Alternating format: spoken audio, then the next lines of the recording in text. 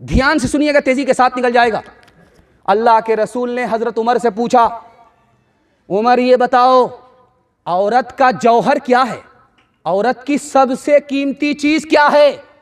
हजरत उमर का सर चकरा गया कि या रसूल अल्लाह मुझे पता नहीं है, मेरी बीवी मुझसे ज्यादा पढ़ी लिखी है, इजाजत दे दो मालूम करके आता हूं। हजरत उमर गए, बीवी से पूछ करके आए, अल्लाह के रसूल को बताया कि या रसूल अल्लाह मेरी बीवी ने इस सवाल का जवाब दिया है। का क्या जवाब है? का औरत की सबसे ज्यादा कीमती चीज आबरू है। जब आबरू है औरत बाकी है, आबरू चली जाती है औरत खत्म हो जाती। अल्लाह के रसूल की मजलिस थी, सवाल हुआ, अली बताओ औरत के लिए सबसे बेहतर चीज क्या है? अली के पास जवाब नहीं था। कहा या रसूल अल्लाह इजाजत दे दीजिए, मैं फातिमा से मालूम करके आता हूं, आपकी बेटी है, मेरी बीवी है, इस मसले में वो मुझसे ज्यादा जानकारी रखती है। गए मालूम करके आए, फातिमा ने एक जुमले में जवाब दिया, औरत के लिए सबसे बेहतर यह है वो किसी गैर मर्द को ना देखे, और गैर मर्द के लिए सबसे बेहतर यह है गैर औरत को ना देखे। इससे बेहतर कोई औरत नहीं, उससे बेहतर कोई मर्द नहीं। सुभान अल्लाह। अल्लाह के रसूल ने अली से कहा, अली तुम बाहर का काम करोगे, फातिमा बाहर का काम नहीं करेगी, फातिमा घर के अंदर का काम करेगी, अंदर की औरत है, अंदर का काम करेगी, बाहर का काम तुम करोगे। हम कैसे मर्द हैं, नबी के सुन्नत के खिलाफ नबी की सुन्नत का जनाजा कैसे उठाते हैं। मकई के टाइम में पैसा कमाना है तो आबरू को नहीं देखा, उठा करके खेत में लेकर के आए, तो आज आबरू का तमाशा होगा कि नहीं होगा? इसलिए आप 3 लाइन का पैगाम आपकी खिदमत में रखने के लिए जा रहा हूं। या आपको शर्मिंदा करने के लिए मैं नहीं कह रहा हूं, मैं आपके घर का बच्चा हूं, मैं आपको शर्मिंदा करके मेरी आबरू का खुद ही तमाशा हो जाएगा। मैं घर की बीमारी को घर के लोगों के सामने रख रहा हूं। औरतों के हवाले से, पर्दे के हवाले से पैगाम सुनाने की जरूरत नहीं थी, लेकिन सुना देता हूं कि मैं मस्जिद में बैठा था तो एक बूढ़े आए, कहा कि इस दौर में दौर बदल गया, पहले बहू को लोग नहीं देख पाते थे, जिंदगी भर नहीं देख पाते थे इसी मरगिया में, आज बहू को पूरा बाजार देखता है। वो जो ऑनलाइन सामान बेचने वाला आता है तो उसकी खरीदार औरत ही हुआ करती, सारी औरत घेर लेती है, हाथ दिखाती है, चूड़ी लेती है और साइज दिखा करके कपड़ा ले रही है। दौर बदल गया। इसी मरगिया में बहू को लोग नहीं देख पाते थे, जनाजे में लिपट जाती थी, कफन में लिपट जाती थी, कब्र में पहुंच जाती थी। आज ऑनलाइन सामान बेचने वाला मर्द बता देगा कि फलां की बहू का रंग कैसा है, शक्ल कैसी है, फलां की बहू जवान है कि बूढ़ी है, वो बता देगा। बाहर का आदमी बता देता है। इस घर को आग लग गई घर के चिराग से। और दूसरी बात, हम लोग इतने सियाने हैं कि हम लोग जब मकई की खेती करते हैं तो बहू को लेकर के निकलते हैं मकई काटने के लिए, तैयार करने के लिए। क्यों? पैसा बचेगा। तो पैसा ही बचेगा, तमाशा जरूर होगा। पैसा तो बच जाएगा आपका। आपने घर की औरत को घर में नहीं रखा, चैन से बैठने नहीं दिया मकई के चक्कर में कि उधर पैसा चला जाएगा, नाजायज चला जाएगा। बहू को लेकर के भी चले गए, बेटी को भी लेकर के चले गए, बीवी को भी घर लेकर के चले गए, वो काम आपका था। ये जो गुजरात है इसमें कपड़े की मिल होती है, उसमें लाखों करोड़ों मीटर कपड़ा एक टाइम में निकलता है, उस मिल से तैयार होता है। स्कूल में छुट्टी हो गई, लड़कियों को शौक हुआ कि चलो कपड़े की मिल देख करके आते हैं। जब मिल देखने के लिए स्कूल की जवान जवान लड़की आई तो मैनेजर ने कहा कि देखो, मशीन देखने से पहले ऐलान सुन लो, मैनेजर का ऐलान सुन लो, जो बुरके वाली लड़की है वो मशीन से अपना कपड़ा बचाए और जो बेपर्दा लड़की है वो मजदूर से अपना जिस्म बचाए। लड़कियों ने मिल देख लिया, वापस आई तो इस पर तबसरा होने लगा कि मैनेजर ने जो कहा इसका क्या माने मतलब हुआ। तो एक लड़की चालाक थी, उसने कहा जो कपड़े की मिल होती है वो कपड़े को पकड़ती है, इसलिए बुर्का वाली औरत से कहा कि कपड़ा बचा करके चलना, कपड़े की मिल कपड़ा पकड़ती है। और जिससे 20 बेपर्दा औरत से कहा मैनेजर ने मजदूर से बच करके निकलना, इसका मतलब था कि ये मजदूर घर नहीं गए हुए हैं साल साल से, और ये लोग प्यासे हैं, ये लोग बेपर्दा औरत को पकड़ते। अब औरतों को समझ में आ गया कि आबरू है तो सब कुछ है, आबरू चली गई कुछ नहीं बचा। एक चीज़ आपके इल्म में आ जाए, आप कहते हैं सोना ज़्यादा कीमती होता है, मैं आपसे पूछता हूँ कि सोना से ज़्यादा कीमती कौन सी चीज़ है? तो उसका एक जवाब है मोती। मोती सोना से ज़्यादा कीमती है। मोती की जो कीमत है वो सोने से ज़्यादा है, 10 गुना है, 100 गुना है, 1000 गुना है। लेकिन वो मोती मोती कैसे है, सोना से ज़्यादा कीमती क्यों है? तो उसकी वजह लिखी कि उसमें पानी होता है। जब पानी होता है तो मोती सोना से ज़्यादा कीमती होता है। अगर वो पानी मोती से निकल गया तो फूटी कौड़ी कोई खरीदने के लिए तैयार नहीं होता। उसी तरह दुनिया की दौलत में ईमान के बाद सबसे ज़्यादा कीमती दौलत औरत है। और लेकिन कब? जब उसके अंदर शर्म हया हो। जब शर्म हया निकल जाए उस औरत की कोई कीमत नहीं है, वो दुनिया की सबसे बड़ी मुसीबत है। मैं मस्जिद में था, एक आदमी बोले कि पहले निकाह कितना आसान था, आज जितनी तबलीग हो रही है, जितनी तकरीर हो रही है तिलक और जहेज के खिलाफ, ये बीमारी उतनी ही ज़्यादा तेज़ होती जा रही है, ख़त्म होने का नाम नहीं ले। क्या मालिकी क्या शाफी, क्या शिया क्या सुन्नी, क्या हनफी क्या सलफ़ी, क्या देवबंदी क्या बरेलवी, हर मुसलमान इस हम्माम में नंगे नज़र आ रहे हैं। कहीं भी ये रस्म ख़त्म होती हुई नज़र नहीं आ रही। हर जलसे में इसके खिलाफ बयान होता है, लेकिन उसका असर उसके खिलाफ जा रहा है। सुनने के लिए भी लोग तैयार नहीं, अमल करने के लिए भी तैयार नहीं, और जो लोग नहीं लेते हैं वो भी उसका बायकाट करने के लिए तैयार नहीं, उसका हौसला बढ़ाते हैं। उसके दस्तरखान पर जाकर के खा रहे, हलवाई की दुकान, नाना जी का फातिहा, 72 गाड़ी में बारात लेकर के जाएंगे। और ये किराया और तेल किसने दिया है? बेटी वाले ने। ये देखिए, ऊपर से फीट फाट, नीचे से मकामा घाट, ये हाल है। इस पैगाम को सुनाने के लिए जा रहा हूं, बहुत ध्यान से सुनिएगा। खुलासा आपके सामने है, आप लोग 313 की तादाद में। मुझे 72 लोगों को, 72,000 लोगों को सुनाने की जरूरत नहीं है। ये 313 बदल जाएंगे, इंशाल्लाह पूरा हिंदुस्तान बदल जाएगा। इंशाल्लाह अमल करेंगे, हाथ उठा दीजिए। बेटा की शादी फ्री में होगी, हाथ उठाइए इंशाल्लाह। मिला तो सपना, नहीं मिला तो अपना, हाथ उठाइए इंशाल्लाह। खैर माशाल्लाह, जो लोग दामाद बनने वाले हैं वही लोग हाथ उठा रहे हैं। खैर, अल्लाह जज़ाए खैर दे। आप लोग इतनी बेदारी के साथ सुन रहे हैं कि आपने मेरा दिल खुश कर दिया। मैं आपकी जवान कुंवारी बेटी के लिए दुआ करता हूँ, अल्लाह गैब से मुनासिब जोड़े का इंतज़ाम फरमाए, जल्दी से निकाह का इंतज़ाम फरमाए। ध्यान से सुनिएगा, तेज़ी के साथ निकल जाएगा। ये जो जहेज़ है, जहेज़, इसमें एक बुराई नहीं है, 5 बुराई है, दिखाने के लिए जा रहा हूँ। ध्यान से सुनिए, अल्लाह आपके इल्म में इजाफा फरमाए, मेरे मुताला को ताज़ा फरमाए। एक बुराई जहेज़ में नहीं है, 5 बुराई है।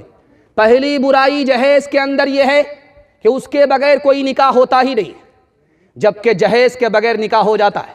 लेकिन हमारे यहाँ जहेज़ के बगैर निकाह ही नहीं होता, ये सबसे पहली बुराई है। और जहेज़ थोड़ा नहीं होता कि चंद पैसे में इंतज़ाम हो जाए, पूरी गाड़ी भर भर करके जहेज़ दिया जाता है।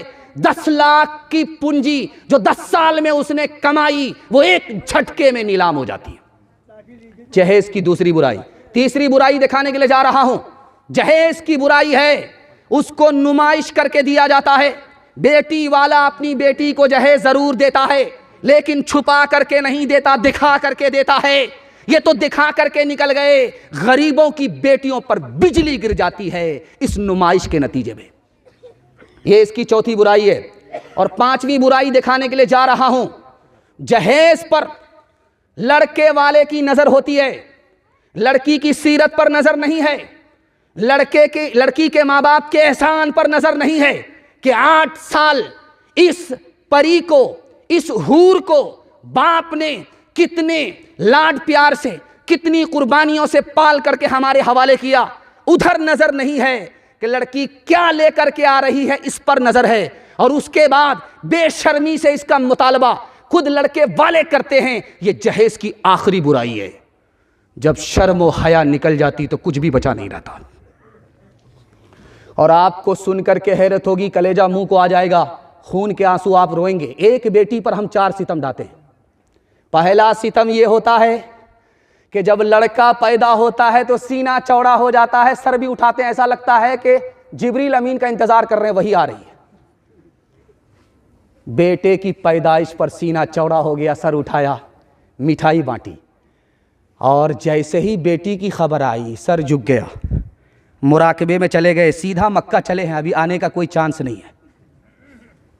यहां सर झुक गया, वहां सर उठाते हैं, पहला सितम।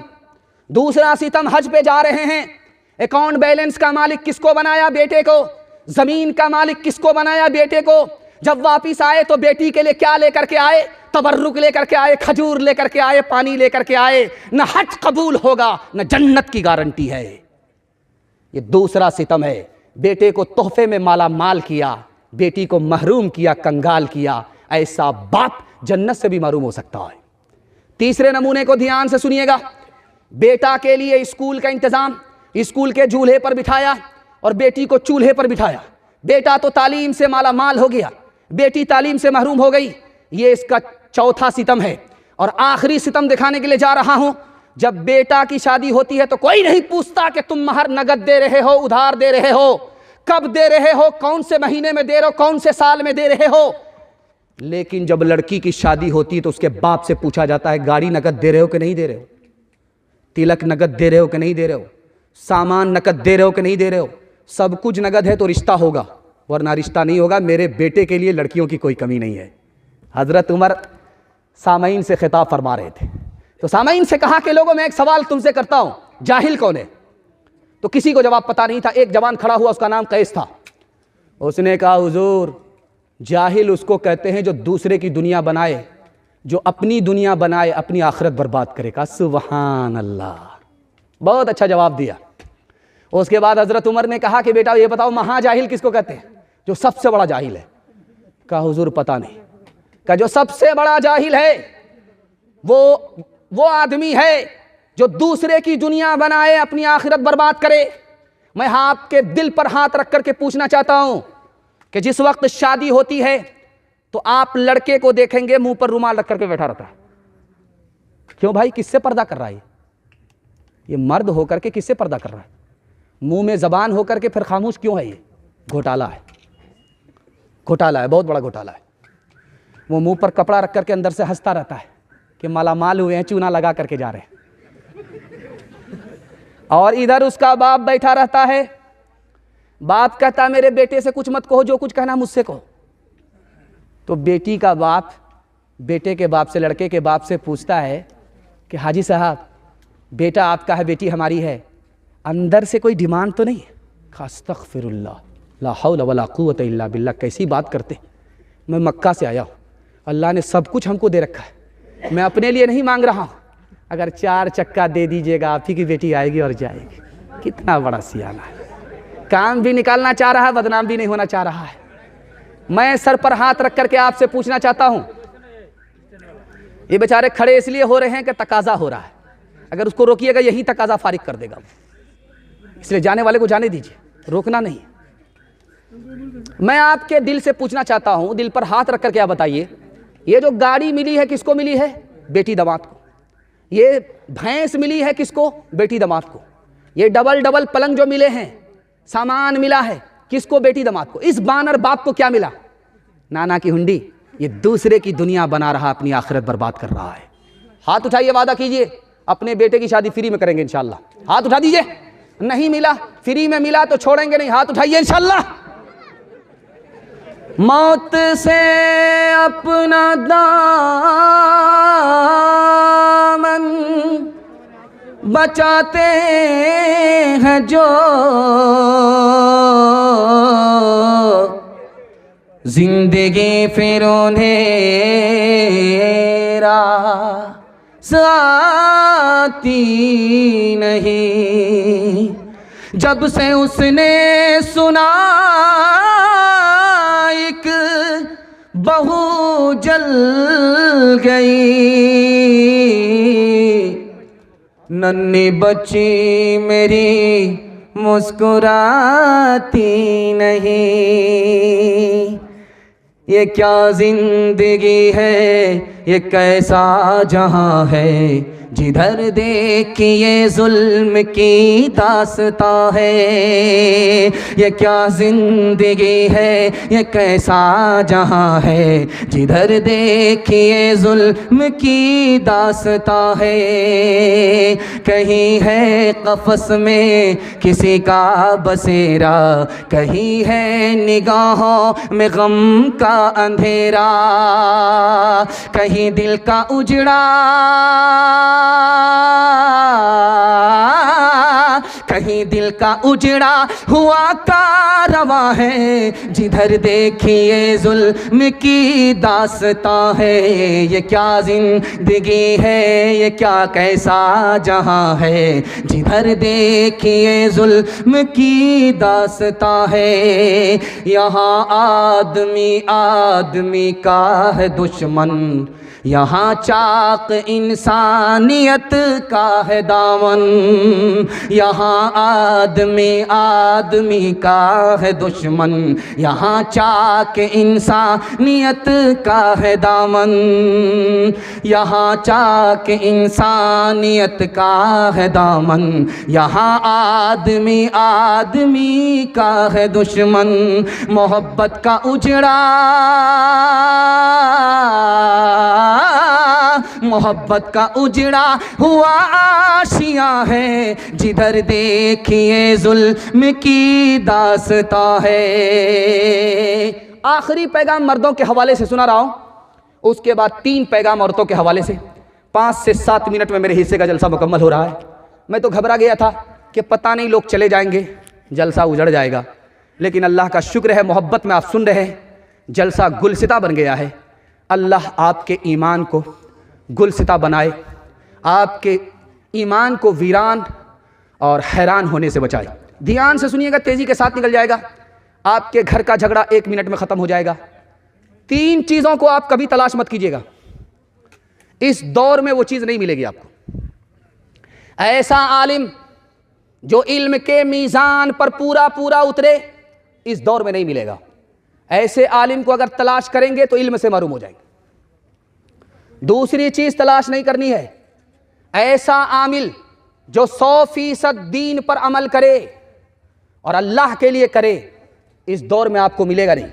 ऐसे को तलाश करेंगे तो अमल से महरूम हो जाएंगे। तीसरी चीज़, ऐसा भाई जिसके अंदर कोई ऐब ना हो, कोई ऐब ना हो, कोई नक्स ना हो, इस दौर में ऐसा भाई आपको नहीं मिलेगा। अगर ऐसे भाई को तलाश करने के चक्कर में रहेंगे तो भाई से भी महरूम हो जाएंगे। 3 चीज़ों को आपको तलाश नहीं करना है। मौलाना वली रहमानी इंतकाल फरमा गए, अल्लाह से दुआ कीजिए अल्लाह उनके दर्जात को बुलंद फरमाए। उन्होंने किताब लिखी, उसका नाम रखा अदलिया और समाज। उस किताब में लिखा है कि एक भाई का, एक दरख्त पर 2 भाई का झगड़ा हुआ। बड़े भाई का कहना था ये मेरा दरख्त है, छोटे भाई का कहना था ये मेरा दरख्त है। एक दरख्त में 2 भाई का झगड़ा, वो झगड़ा घर में हल नहीं हुआ, अदालत में चला गया। 10 साल तक ये दोनों भाई मुकदमा लड़ते रहे, अपनी जेब को खाली करते रहे, कोठी को बर्बाद करते रहे, और यहां तक नतीजा पहुंचा कि जब 10 साल के बाद जजमेंट आया तो उसमें ये लिखा हुआ था कि घर जाओ, दरख्त को काट दो, उसके 2 हिस्से करो, एक हिस्सा अपने भाई को दो, एक हिस्सा खुद ले लो। ये लोग लड़ करके इतने तबाह हो चुके थे, जेब में दरख्त कटाने तक का पैसा नहीं था। मैं हाथ जोड़ करके आपसे कहता हूं, ये नाक और मोच की लड़ाई को घर में ख़त्म कीजिए, अदालत लेकर के मत जाइए, वरना मैं लिख करके दे रहा हूं, आसमान और ज़मीन को भी मिला दीजिएगा, आपको तरक्की नहीं होगी। एक किताब लिखी है मौलाना नूर आलम खलील अमीनी ने, इंतकाल कर गए। उस किताब का नाम है मिफ्ताहुल अरबिया। उस किताब में लिखा है 2 भाई का किस्सा। मिस्र के 2 भाई थे, जब तक माँ बाप जिंदा थे चूल्हा एक था, माँ बाप का जैसे इंतकाल हो गया चूल्हा अलग हो गया। जब दोनों ने खेती की, गेहूं की खेती, दोनों ने आधा आधा करके बांट लिया। 50 बोझे एक भाई के हिस्से में, 50 बोझे एक भाई के हिस्से में। एक भाई कुंवारा था, दूसरा भाई शादीशुदा था। जब बांट करके ये भाई अपने घर आए तो बड़े भाई को ख्याल हुआ, यार मैंने अपने छोटे भाई के साथ अच्छा नहीं किया, बराबर बराबर बांट लिया। अच्छा नहीं किया, बढ़ा करके देना था, उसको शादी करनी है, घर बसाना है। एक मोमिन का दिल दूसरे के लिए आईना होता है, खरबूजा खरबूजे के लिए रंग पकड़ता है। जैसे इसके दिल में ख्याल आया, यही ख्याल दूसरे भाई के दिल पर मुंतकिल हुआ। उसने कहा यार मैंने अपने भाई के साथ इंसाफ नहीं किया, बराबर बराबर बांट लिया, बढ़ा करके देना था। अब दोनों ने तरकीब निकाली, करें तो क्या करें, बांट करके तो आ गए बराबर, बढ़ा करके कैसे दें। तो बड़े भाई को समझ में आया कि जब अंधेरा होगा चुपके से अपने घर से निकलूंगा, अपने हिस्से के बोझे को उठाऊंगा, चुपके से अपने भाई के हिस्से में डाल दूंगा, उसका हिस्सा बढ़ जाएगा, उसको पता भी नहीं चलेगा, मैं अपने दिल को सुकून पहुंचा करके वापिस आ जाऊंगा। यही ख्याल बेनही दूसरे भाई के दिल पर उतरा, उसके दिल में भी यही तरकीब आई। जब सब लोग अपने इरादे के मुताबिक अपने अपने हिस्से को उठा करके दूसरे भाई के हिस्से में डालने लगे, वही बोझा पलट करके इधर आ रहा है, और इसने अपने हिस्से के बोझे को उधर डाला, वो हिस्सा पलट करके इधर आ रहा है। जब टॉर्च जला करके, मोबाइल की टॉर्च जला करके दोनों ने देखा ये कौन है वो कौन है, तो समझ में आ गया ये मेरा बड़ा भाई है, मेरे हिस्से को बढ़ाने के लिए आया था। इसको समझ में आया ये मेरा छोटा भाई है, मेरे हिस्से को बढ़ाने के लिए आया, उसका दिल भी नेक है, मेरा दिल भी नेक है। तो आज के बाद हम लोग फैसला करते हैं कि चूल्हा भी एक होगा, अलग नहीं होगा। हाथ उठा करके वादा कीजिए, इंशाअल्लाह घर का झगड़ा घर में हल होगा, अदालत में लेकर के नहीं जाएंगे। हाथ उठाइए इंशाअल्लाह। कोई भाई भी तरक्की करेगा उसकी टांग नहीं खींचेंगे, कोई नीचे जाएगा उसकी मदद करेंगे। हाथ उठाइए इंशाअल्लाह। जब मुकदमा हार जाएंगे तब माफ करेंगे। हाथ उठाइए इंशाअल्लाह। खैर माशाअल्लाह, इंशाअल्लाह करते रहिए, हम इन्ना लिल्लाह पढ़ करके चले जाएंगे। मंजिल की धुन में झूमते गाते चले चलो, उजड़े हुए दिलों को मिलाते चले चलो। इंसानियत तो प्यारो मोहब्बत का नाम है, इंसानियत तो प्यारो मोहब्बत का नाम है, इंसानियत तो प्यारो मोहब्बत का नाम है। इंसानियत की शान बढ़ाते चले चलो, इंसानियत की शान बढ़ाते चले चलो। आज़ाद जिंदगी है तो बर्बाद क्यों रहे, आज़ाद जिंदगी है तो बर्बाद क्यों रहे, आज़ाद जिंदगी है तो बर्बाद क्यों रहे। बर्बादियों से दिल को बचाते चले चलो, बर्बादियों से दिल को बचाते चले चलो। हाथ उठा करके वादा कीजिए, इंशाअल्लाह अपने घर के औरत की, ईमान की और आबरू की हम खुद हिफाजत करेंगे। हाथ उठा दीजिए इंशाअल्लाह। बहन से दादा साली पर मेहरबान होंगे, हाथ उठाइए इंशाअल्लाह। खैर जिनकी साली मर गई है उन्होंने हाथ उठाया है। औरत वो है औरत, औरत वो है वो औरत जिसे दुनिया की शर्म है, जिसे दुनिया की शर्म है। औरत वो है औरत जिसे दुनिया की शर्म है, जिसे दुनिया की शर्म है। संसार में बस लाज ही नारी का धर्म है, नारी का धर्म है। जिंदा है जो इज्जत से, जिंदा है जो इज्जत से वो इज्जत से मरेगा। दुनिया में हम आए हैं तो जीना ही पड़ेगा, जीना ही पड़ेगा। जीवन है अगर जहर तो पीना ही पड़ेगा, पीना ही पड़ेगा। आपके घर में कभी झगड़ा नहीं होगा। मियाँ बीवी के हवाले से पैगाम है, इस पर मैं अपने जलसे को मुकम्मल कर रहा हूँ। यह आखिरी पैगाम है जो आपको सुनाने के लिए जा रहा हूँ। अल्लाह हमारे घर के झगड़े को ख़त्म फरमाए और हमारे टूटे फूटे घर को अल्लाह जन्नत निशा बनाए। ध्यान से सुनिएगा, तेज़ी के साथ निकल जाएगा। लोग कहते हैं निकाह सुन्नत है, लेकिन एक निकाह हराम भी है। कौन सा निकाह हराम है? तो लिखा, लड़का को निकाह करने से पहले पता है कि मैं निकाह करूंगा, मेरी बीवी घर आएगी, मैं उस पर सितम करूंगा, जुल्म ढाऊंगा, उसको यकीन है शादी से पहले, तो उस लड़का के लिए निकाह करना ही हराम है। बीवी पर जुल्म ढाएं और फिर निकाह करें, ये हो नहीं सकता। ये निकाह सुन्नत नहीं है, निकाह हराम है। निकाह से 3 फायदे होते हैं। पहला फायदा निकाह से ये होता है, जो लड़का गुनाह करता है निकाह के बाद गुनाह से बच जाता है। जो लड़का निकाह से पहले बेचैन होता है, निकाह के बाद उसको घर से बाहर भी सुकून मिलता है, घर के अंदर भी सुकून मिलता है। जो लड़का घर रखता था, दौलत रखता था, लेकिन औलाद की नेमत से महरूम था, शादी हुई 1 साल नहीं हुआ, अल्लाह ने साहिब औलाद बना दिया। निकाह से तीसरा फायदा, एक खास बात सुनिए, निकाह तो माँ बाप बड़ी उम्मीद से करते हैं कि वो जो बहू आएगी वो बेटी से बढ़ करके होगी, लेकिन वो बेटी से बढ़कर क्या होगी, वो बहुत बड़ी मुसीबत होती है, अजाब आती है, अजाब बन करके आती है। ये वजह क्यों है? आने वाली लड़की वो बेटी से भी बढ़ करके होगी। आप मेरी बात को ध्यान से सुनिएगा। जब आने वाली बहू आए तो चूल्हा एक नहीं होना चाहिए, अलग हो जाना चाहिए। आप चूल्हा अलग करके दिखाइए, आपके घर से अजाब खत्म हो जाएगा, झगड़ा खत्म हो जाएगा। अगर आने वाली बहू को आप बेटी से बढ़कर के समझ रहे हैं, लेकिन चूल्हा एक है, वो कभी बेटी से बढ़कर साबित नहीं होगी, बल्कि मुसीबत बनेगी, घर को उजाड़ देगी और माँ बाप को भी घर से बाहर निकाल देगी। अगर आप सुकून चाहते हैं तो चूल्हा अलग कर दीजिए, मैं गारंटी लेता हूं आपके घर से झगड़ा खत्म हो जाएगा। 2 भाई है, एक छोटा है उम्र में, उसकी दाढ़ी सफेद होगी, एक बड़ा है उम्र में, उसकी दाढ़ी अभी तक काली है। छोटे भाई से पूछा, अरे तुम उम्र में छोटा हो, 10-10 साल उम्र में छोटे हो, तुम्हारी दाढ़ी कैसे पक गई, तुम्हारे सर के बाल कैसे पक गए? और 10 साल बड़ा तुम्हारा भाई, उसके सर के बाल अभी काले, उसकी दाढ़ी काली, क्या वजह है? उसने जो जवाब दिया, आपके पैर के नीचे से जमीन निकल जाएगी।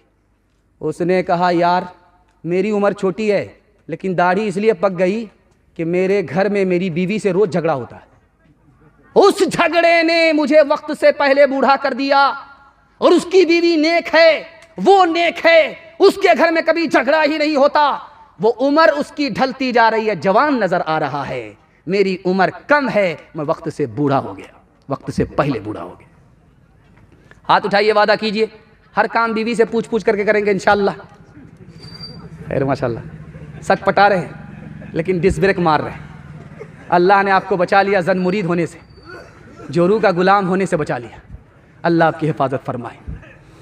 एक रास्ता है दौलत का, दूसरा ऐशो इशरत का, दूसरा ऐशो इशरत का, तीसरा झूठी इज्जत का, चौथा सच्ची उल्फत का, चौथा सच्ची उल्फत का। एक रास्ता है दौलत का, दूसरा ऐशो इशरत का, दूसरा ऐशो इशरत का, तीसरा झूठी इज्जत का, चौथा सच्ची उल्फत का, चौथा सच्ची उल्फत का। इस रास्ते से गुजर के देख, इस रास्ते से गुजर के देख, इस रास्ते से गुजर के देख, दिल की झोली भर के देख, कुछ तो अनोखा करके देख, कुछ तो अनोखा करके देख, दिल की झोली भर के देख, इस रास्ते से गुजर के देख। वादा के मुताबिक मेरा पैगाम मुकम्मल हो चुका है, लेकिन मैं आपके माँ बाप की दुआ खुद लेना चाहता हूँ और आपको अपने माँ बाप की दुआ से माला माल कराने के लिए आखिरी पैगाम आपको सुनाने के लिए जा रहा हूँ। आप लोग सुनने के लिए तैयार हैं? माँ बाप जिंदा है, खिदमत करेंगे? हाथ उठा दीजिए इंशाअल्लाह। ध्यान से सुनिएगा, माँ के किरदार को पेश करने के लिए जा रहा हूँ। माँ कितनी अजीम दौलत है दिखाने के लिए जा रहा हूँ। शादी हो गई बड़े घर में, लड़का चांद जैसा है और घर महल है, खाना 5 स्टार होटल का है, फिर भी औरत मायूस है। पूछने वाले ने कहा, ये औरत तू कितनी खुशनसीब है, चांद जैसा दूल्हा मिला और जन्नत जैसा घर मिला, खाना ऐसा मिलता है जो होटलों में तैयार होता है, इस घर में भी तुम खुश नहीं हो, मायूस हो। उस औरत का जवाब सुनिए, मां के किरदार को दिखाने के लिए जा रहा हूं। उस औरत ने कहा सब कुछ है, शौहर भी है, घर भी है, खाने की नेमत भी है, लेकिन 1 साल हो गए, 2 साल हो गए, मेरी गोद औलाद की नेमत से खाली है, इसलिए मायूस हूं, कुछ नहीं हूं। यह है मां का किरदार। दूसरे नमूने को बहुत ध्यान से सुनिएगा, तेजी के साथ निकल जाएगा। इस मरगिया के लोग ट्रेन में सफर करके कटिहार से निकलते हैं, पंजाब से आते हैं। जब पंजाब से आते हैं, इस मंजर को अपनी आंख से देखिए जो मैं बयान कर रहा हूं कुर्सी पर, आप अपने घर के यहां देख करके आइएगा। जो लड़का कटिहार से आ रहा है, घर में फोन कर दिया कि मैं आ रहा हूं, उसके माँ बाप भी मुंतजिर होते हैं, उसकी बीवी भी मुंतजिर है, उसकी औलाद भी मुंतजिर है। लेकिन फर्क दिखाने के लिए जा रहा हूं आसमान और जमीन का, कि अभी वो लड़का कटिहार में है, मरगिया पहुंचा नहीं है, बीवी तो सो रही है, माँ बाप जाग रहे हैं। बच्चा तो क्रिकेट खेलने के लिए चला गया है, माँ बाप घर में अपने बेटे का तबसरा कर रहे हैं, बेटा कहाँ है, कहाँ है। बेटा जब आया तो बीवी ने पोटरी को देखा, बच्चे ने पोटरी को देखा कि पंजाब से बाप क्या लेकर के आया है, शौहर क्या लेकर के आया है। माँ बाप बच्चे के कभी दाढ़ी को पलट करके चेहरा देख रहे हैं, कभी पेशानी को देख रहे हैं कि मेरे बच्चे की अतड़ी में क्या है, खाया है कि नहीं खाया है, मुंह सूखा हुआ है, खून सूखा हुआ है। माँ बाप अतड़ी को देख रहे हैं और हमारी औलाद और हमारी बीवी पोटरी को देख रही है। ये माँ बाप का किरदार है। तीसरे नमूने का बहुत ध्यान सुनिएगा, तेजी के साथ निकल जाएगा। कभी कभी जवान बेटा बीमार पड़ जाता है, जवान बेटा बीमार पड़ जाता है, अपने पैर से चलने के लायक नहीं रहता है। जब सो गया तो उसको बीवी उठाती है, खाना खिलाती है, माँ उसको जगाती है, खाना खिलाती है। 1 महीना हो गया, 2 महीने हो गए, लोगों ने पूछा बीवी से तुम्हारे शौहर का क्या हाल है, कल्ला हुआ हय्युन फयुरजा, मरता भी नहीं है कि उम्मीद की जाए, वला मय्यितुन फयुना, मरता भी नहीं है कि जनाजे का ऐलान किया जाए, जिंदा भी नहीं है कि उम्मीद की जाए, मरता भी नहीं है कि जनाजे का ऐलान किया जाए। तो उस आदमी ने सुन लिया कान से, उसने लोगों से कहा, लोगों, जो आदमी ये कहता है कि बीवी मां से बढ़ करके होती है वो झूठा है, 1 नंबर का झूठा है, सफेद झूठ बोलता है। मेरी बूढ़ी मां जवान बेटे को बीमारी की हालत में खड़ा कर रही है, बैठा रही है, बूढ़ी मां कभी नहीं उकताई और मेरी जवान बीवी उकता गई। लोग गलत कहते हैं कि मां से बढ़कर बीवी होती है, मां के बराबर भी नहीं हो सकती। एक मिसाल पर पैगाम खत्म कर रहा हूं, आप लोग सुनने के लिए तैयार हैं? जोश के साथ हाथ उठाइए इंशाअल्लाह। पहली बार बीवी आई मैं कैसे ससुराल, कान में मजनू को फूका, किबला बदल गया। वो फूक इसराफिल की कैसी फूक थी वो दिखाने के लिए जा रहा। लड़की ने आकर के कान में फूका कि हुजूर मैं आपकी खातिर अपने घर को छोड़ करके आ रही, रिश्तेदार को छोड़ करके आ रही हूं, माँ बाप को छोड़ करके आ रही हूं, आप मेरी खातिर अपने माँ बाप को नहीं छोड़ सकते। ये मजनू 2 पत्ते की हवा खा चुका था, किबला इसका बदल चुका था। बोला क्यों नहीं मेरी जान, ये माँ बाप क्या है, मैं तुम्हारी खातिर जहान को छोड़ सकता हूँ। शादी के पहले ही दिन माँ बाप को घर से निकाला, किराए के मकान में डाल दिया। जो नुक्ते की बात आपको बताना है, मैं इस जगह पर आ गया हूँ। अल्लाह आपके माँ बाप की उम्र में खूब खूब बरकत दे। बुखारी की हदीस है, माँ बाप की खिदमत कीजिए, अल्लाह 3 चीज़ों में इजाफा करेगा। गारंटी है, मेरी बात नहीं है, नबी की बात है, झूठी नहीं हो सकती। मेरी बात होती झूठी हो जाती। माँ बाप पर 1 मरतबा मेहरबान हो जाइए, 1 बार माँ बाप की खिदमत कीजिए, 3 चीज़ों में इजाफा होगा। अल्लाह उम्र भी बढ़ा देगा, रोज़ी भी बढ़ा देगा, सेहत भी बढ़ा देगा। तजर्बा करके लीजिए, अगर झूठा हो जाए तो मेरा आप गिरेबान पकड़ सकते हैं। जो नुक्ते की बात बताना है वो ध्यान से सुनिए। ये जो मजमा है ये मर्दों का मजमा है, इसी पर्दे के पीछे औरतों का मजमा होगा। सबसे ज्यादा खता को जल्दी में कौन माफ करता है? बाप करता है। बेटे की गलती को सबसे ज्यादा जल्दी में बाप माफ करता है। और दूसरी खता को कौन माफ करता है सबसे ज्यादा जल्दी में? तो मां करती है। माँ बाप के सामने बच्चे 72 गलती करते हैं और माँ बाप गलती माफ करते करते थकते नहीं हैं। माँ बाप से 1 मर्तबा गलती होती है, बेटा जिंदगी भर छोड़ करके चला जाता है। ये दिखाने के लिए जा रहा हूं, ऐसा सितम मत कीजिए। माँ बाप का कुछ नहीं होगा, उनके दर्जे की बुलंदी होगी। यहां नहीं मिला तो जन्नत में मिलेगा और आपकी जन्नत को अल्लाह दोज़ख बना देगा। हाथ उठा करके वादा कीजिए, माँ बाप जब तक जिंदा रहेंगे खिदमत करेंगे इंशाअल्लाह। माँ बाप से गलती हो जाए तो माफ़ करेंगे, बदला नहीं लेंगे, हाथ उठाइए इंशाअल्लाह। शादी के बाद सीधे ससुराल में रहेंगे, हाथ उठाइए इंशाअल्लाह। खैर माशाअल्लाह, होशियार हो गए। घर जमाई दामाद नहीं बनना चाह रहे। रो रो के कर रही हूँ, रो के दे रही हूँ तेरे लिए दुआएं, रो के दे रही हूँ तेरे लिए दुआएं, रो के दे रही हूँ तेरे लिए दुआएं, मर जाऊं तेरे बदले लेकर तेरी बलाएं, जीवन मिटा के अपना जीवन तेरा बचा लूं, दिल में तुझे छुपा लूं, ओ मेरे लाला जा तेरे लिए हूँ पागल, आखिर को माँ हूँ तेरी, जिंदा रहे तू जग में उजड़े न गोद मेरी, एक बार अपने हाथों दूल्हा तुझे बना लूं, दिल में तुझे छुपा लूं, ए मेरे लाला जा,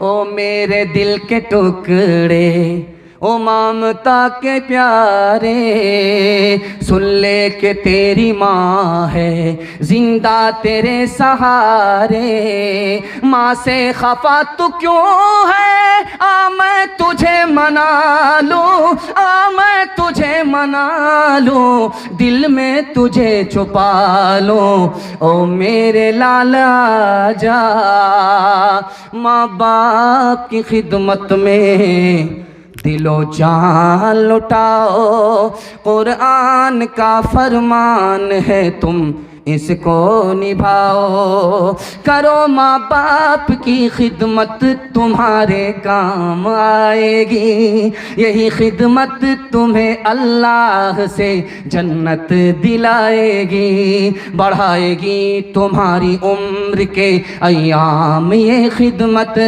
अता होगी बफैज़े किबरिया, रोज़ी में भी बरकत, अल्लाह की रहमत साया फगन होगी, मिसले कमर किस्मत जलवा फगन होगी, ये कश्ती अमल की है इसे पार लगाओ, कुरान का फरमान है तुम इसको निभाओ।